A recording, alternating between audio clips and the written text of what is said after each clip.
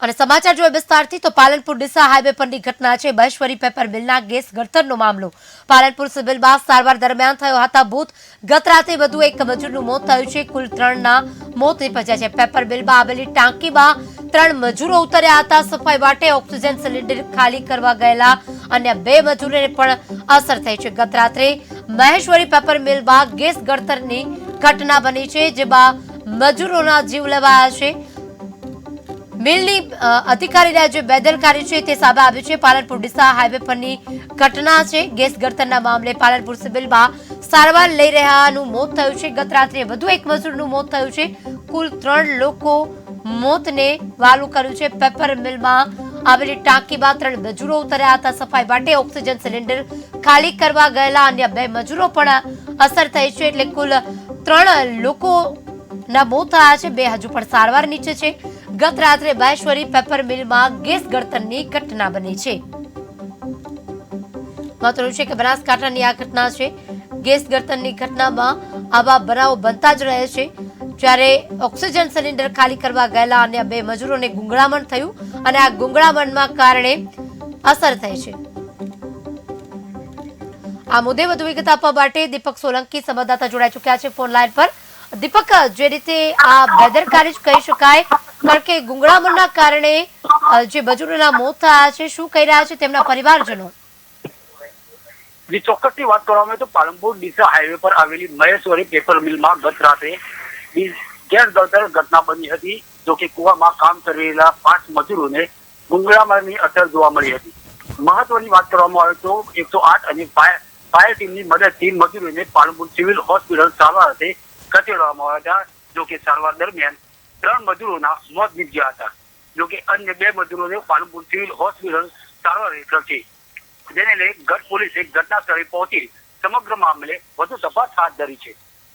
જી દીપક, જે રીતે કહેવામાં આવી રહ્યું છે કે ગુંગળામણના કારણે આ સમગ્ર ઘટના બની છે, તો આ કોઈ મિલના જે લોકો હતા તેની જ બેદરકારી કહી શકાય, કારણ કે ગુંગળામણો એવી રીતના હતું કે ઓક્સિજન ના લઈ શક્યા, એના કારણે તેમને મોત થયું હોય તેવું સામે સ્પષ્ટ દેખાઈ રહ્યું છે। શું કહેશો?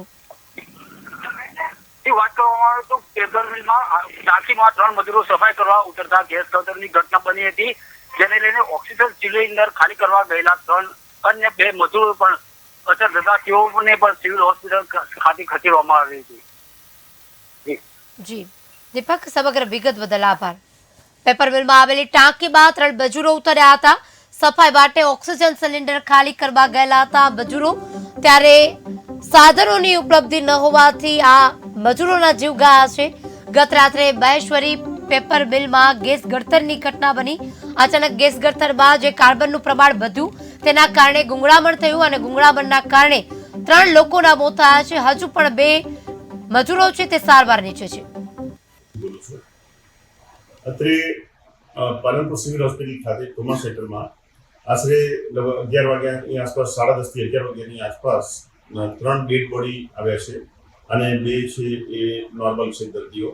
એમાં જે 3 દર્દીઓ છે એમાં છે એકનું નામ છે જયપ્રકાશ પાલ, બીજાનું નામ છે બિપિન દિનેશ પાંડે, ત્રીજાનું નામ મનોજરામ ગણેશરામ દાસ છે। જ્યારે 2 લોકો જે નોર્મલ છે જે વર્કર્સ, એનું નામ ગજેન્દ્રરામ શિવરામ અને નાગેન્દ્ર પાંડે છે।